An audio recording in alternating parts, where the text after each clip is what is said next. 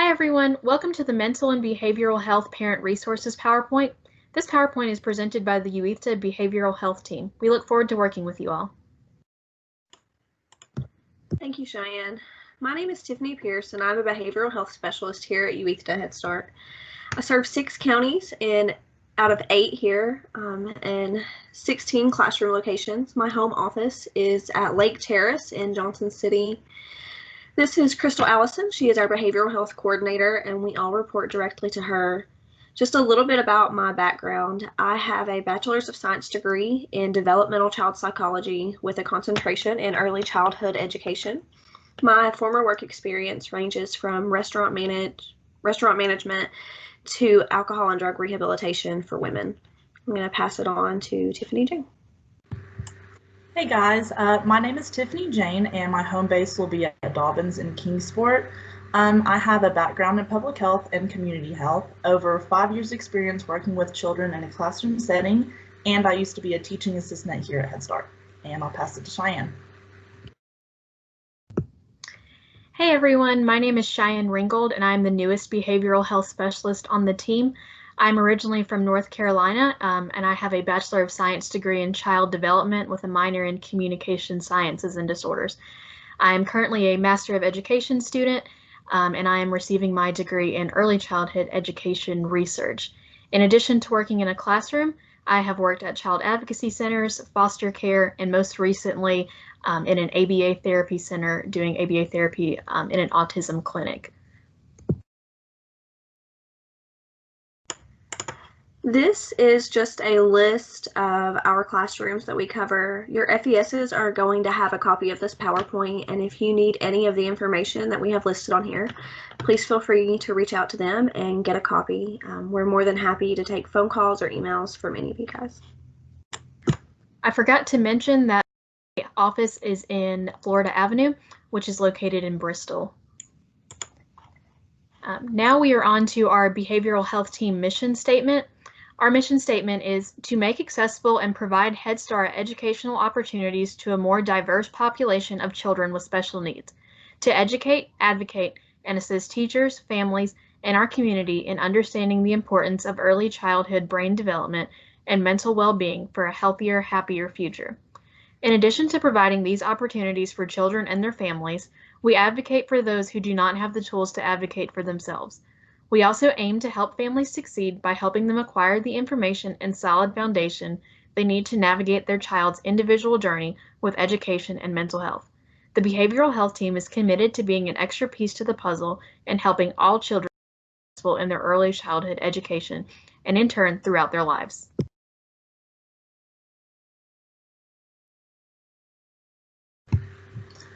As a parent, taking care of your spiritual, physical, and social needs will help you feel your best so you can be the best parent you can be.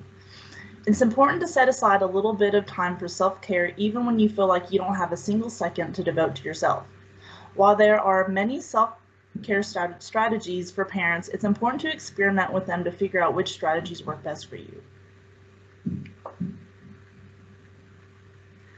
One great option is to meditate. Even a quick 5-minute meditation can help you feel rejuvenated. There are many apps, websites, and audio files that can walk you through the steps of meditation and breathing exercises if it's new to you. You could also take a break from electronics. Scrolling through media, surfing the internet, and binge watching TV might seem like a good way to relax, but on the other hand, those activities can sometimes cause more stress than they relieve. A digital detox might help you reset some of your habits, and it could be also good for your kids. A digital detox would be as easy as unplugging your device for an hour every night, or just setting it aside one weekend a month to step away from your smartphone. Listening to music can also be a great way to take care of yourself. You don't necessarily need to set aside a special time to listen to music. Turn it on while you're feeding your little one, or listen to your favorite song while you're getting ready for the day. It's a simple thing that can go a long way towards boosting your mood. Scheduling time with friends is also great for self-care. Maintaining your social connections is an important part of self-care. However, I know it can be difficult to find time to see your friends or family, especially if the activities don't involve your children. If you schedule a future social activity for yourself, it gives you something to look forward to, which can be good self-care strategy in itself. Then actually engaging in social activity will give you another boost to your psychological well-being. Studies have shown that spending time in nature can be good for your psychological well-being. A quick walk in the park, a hike on a trail, or time spent tending a garden can help you feel rested and relaxed. Exercise can be just as good for your mind as it is for your body. Though you might not always feel like you have time to hit the gym or engage in an intense workout, fortunately, a quick walk outside can be a great self-care strategy. Mindfulness is also really great for your self-care. Mindfulness programs or simply a daily mindfulness practice can help you become more present. This key to fully enjoying what's going on now. Rather than replay something in your mind that happened yesterday or worry about what might happen later today, savoring the moment will help you enjoy what's in front of you right now. As a parent, I know that carving out alone time is essential, even if it's just 5 minutes each day that you set aside to relax by yourself. A little solitude can really help you unwind. Whether that means waiting for your child to take a nap or waiting until a friend or family member is watching your child, give yourself permission to charge your batteries with a little alone time. Lastly, something even as simple as taking a nap when you get tired is taking care of yourself. If you don't have time to nap alone, you can take a nap with your kids when they lay down for a little shut-eye in the afternoon. While it's important for you as parents to practice self-care, it's also essential for your little ones. Make sure to cultivate their hobbies and interests, recognize toxic stress events and triggers for your child, and be sure to practice self-care yourself to set a prime example for your child every day.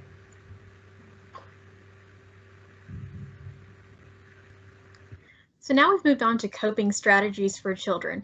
Of course, there are many coping strategies. These are just a couple that I would like to highlight. If you ever have any more questions about this, you're more than welcome to contact anyone on our team. But here are just a couple of highlights. So one important thing to do when helping children cope with their feelings is to label their feelings. So for example, you can say, "How are you feeling? I know you loved playing with blocks, and now that we've cleaned up, you seem sad. Are you feeling sad?" Creating artwork, reading a book, playing games, playing music. Those are all other great ways to cope with any kind of trauma that your child could be dealing with.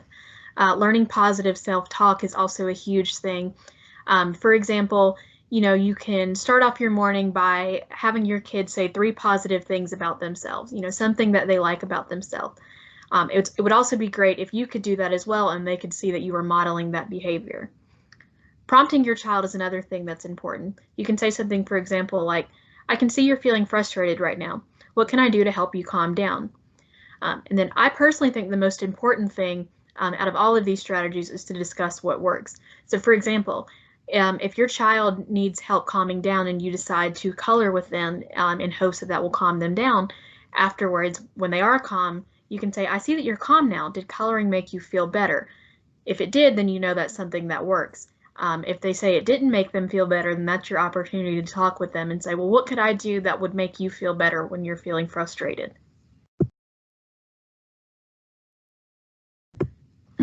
Here are some behavior tips for children. And again, there are many more tips that we can give. And if you guys need anything at all, do not hesitate to reach out to us. So the number one thing is to encourage and praise your child. Focus on routines and make sure they get proper sleep. I know especially with online learning, this is really hard to do because everyone's schedule is, kind of messed up. And especially if you have other children in the home that are older, you're all just kind of on different routines.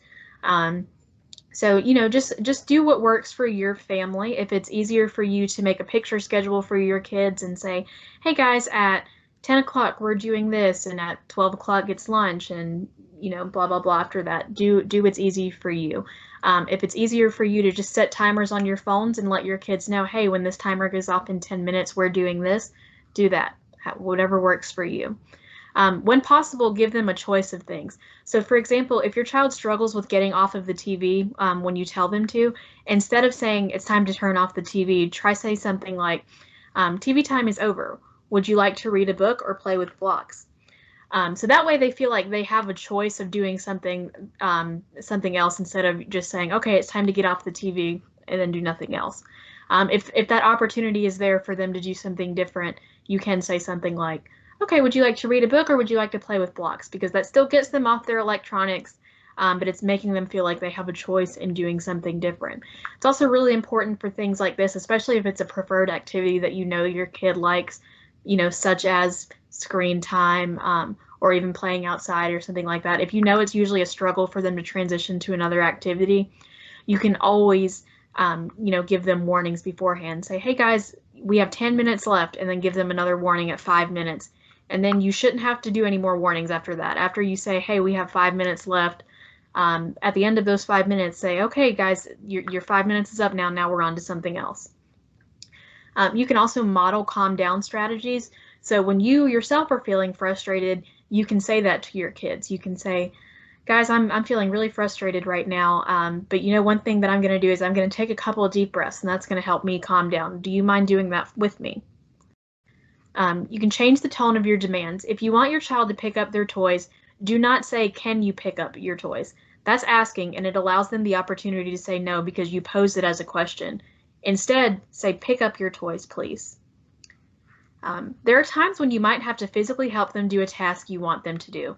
If you've asked them more than twice for them to pick up their toys or just do any other activity you want them to do, you can go over to them and hand over hand prompt them to pick up their toys.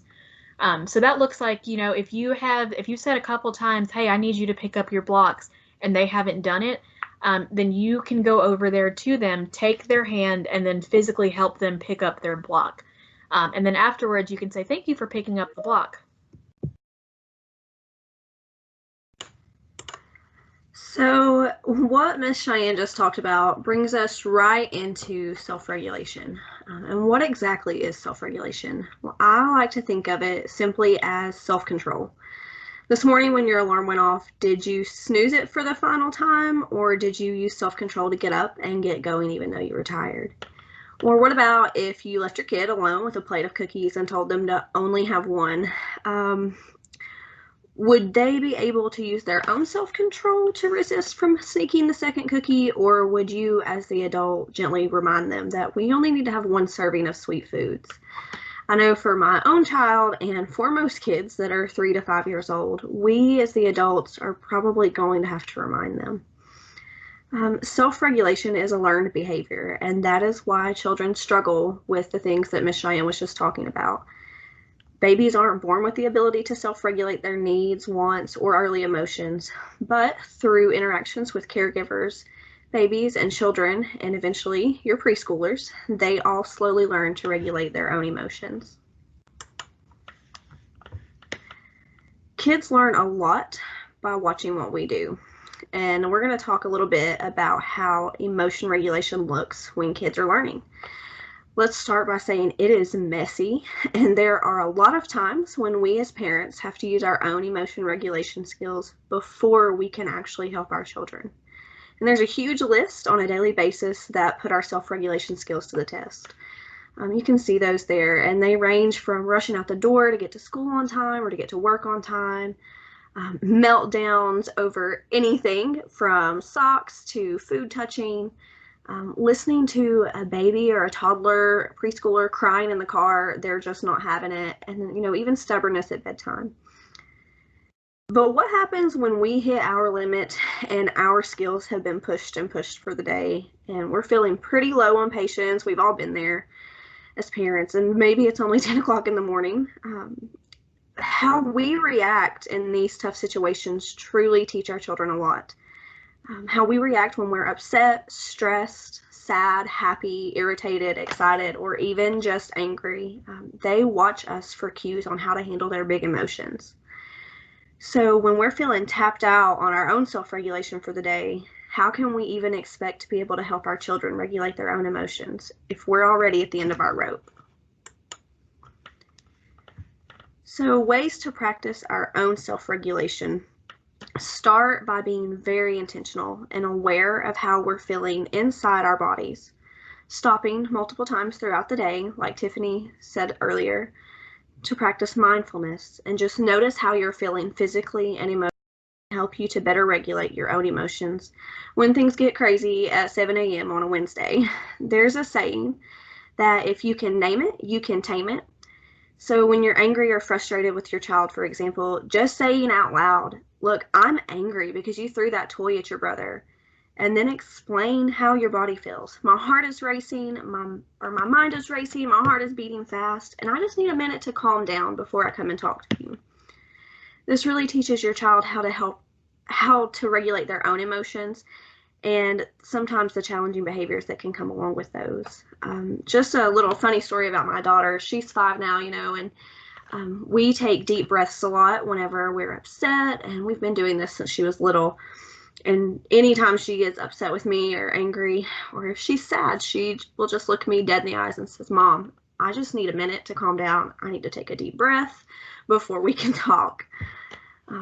So they do learn this slowly, and it does take patience though. But modeling self-regulation can be as simple as sharing your feelings with your child like we previously discussed. If you can name it, you can tame it. Just don't ever forget that. If you can name the feeling that your child is having, you can really help them to control the way they behave. And one way to do this is to acknowledge it. So if you're waiting at the doctor, simply acknowledge that it can be frustrating to wait. So let's talk about some ways we can wait patiently. Or if your child is like mine and is angry that they have to go to bed, try saying, I see that you're angry, that it's already time for bed. It's okay to be angry. It's never okay to slam your door. Being intentional and leaving out the but really lets them know that, hey, it is okay to be angry. However, there are just certain things that are okay to do when you're angry. There are certain ways that we behave. And so you need to talk about those things that are acceptable in your home. So in our house, we punch a pillow, we yell into a pillow, we take some deep breaths. You truly just have to find what works for your child, because nothing is a one-size-fits-all solution. And if you ever have any questions about this or just kind of need some guidance on where to start, don't hesitate to reach out. Here are a couple of useful resources. This link right here will take you to our behavioral health Facebook team, or behavioral health team Facebook page. We're going to be posting some great resources on there, some motivating things to help you feel better on a daily basis. So if you're interested in that, just go ahead and click that link and ask to join, and one of us will approve your membership. And then Cherished Moms is a really great resource here in the Tri-Cities, especially. They work with moms, with new moms or moms that have recently delivered. They really focus on promoting awareness and education for perinatal mood disorders. So these are things like postpartum depression, and they really help moms to know that, self-care is important, and it's important to have a support system. I've also left a link here to the Tennessee Department of Mental Health and Substance Abuse Services. There are a lot of really great resources on here for behavioral health, for children and adults alike. You can find a lot of good things on there, and if you need help navigating that page, just reach out as well. And this cute little brain video, you can watch it. It's kind of funny. I think everyone will enjoy it. And I'm going to pass it on to Cheyenne. Well, thank you guys so much for coming to our PowerPoint and listening to what we have all had to say. So in conclusion, we're just saying, parenting is hard. We all know that. None of us are perfect. We also have kids at home too. And yeah, it truly does take a village. Some days are easier than others. But we just want you to know that we are here. If you guys need anything at all, you can always reach out to us anytime. Regulating big emotions is a lot of work, especially for little people. So that kind of stuff, it just takes time. Parental self-care certainly does help. You guys can be the best that you can be, when you are feeling good and positive about yourself. So definitely go back and look at those self-care resources, and do whatever it is that you need to do to help yourself. Take care of you so that you can take care of your kids, because you can't pour from an empty glass. So that's super, super important. I know, especially as moms, we all like to, give to other people. And then when the day ends, you get to the end of the day and you're like, what did I do for myself? And you realize that you didn't even get to take a shower by yourself, or you didn't use the bathroom by yourself because you had kids that were following you around everywhere. And especially during a pandemic when most of the kids are at home still for the majority of the week, it is really hard to take that time for yourself. So however you can carve that out, if it's nap time or if your kid doesn't nap and you have to just kind of wait until bedtime, anything like that, carve out that time to take some time for yourself and take care of your needs, because that is definitely important. As always, we're here to help. Please don't hesitate to reach out to one of us on our team if you have any questions or concerns. We are all very familiar with working with kids, working with disabilities, working with mental health concerns, all of that. So feel free to reach out to us for anything, whether it's a behavior concern or if you just kind of want some bedtime routines for your kids, anything like that at all. Or if you would like us to do another PowerPoint about another topic that interests you, you guys just let us know and we will gladly put one of those together. But again, just thank you so much for listening to our PowerPoint, and we look forward to working with you all this school year. Thank you. Like Cheyenne said, thanks guys. Have a great day. Thanks. Bye.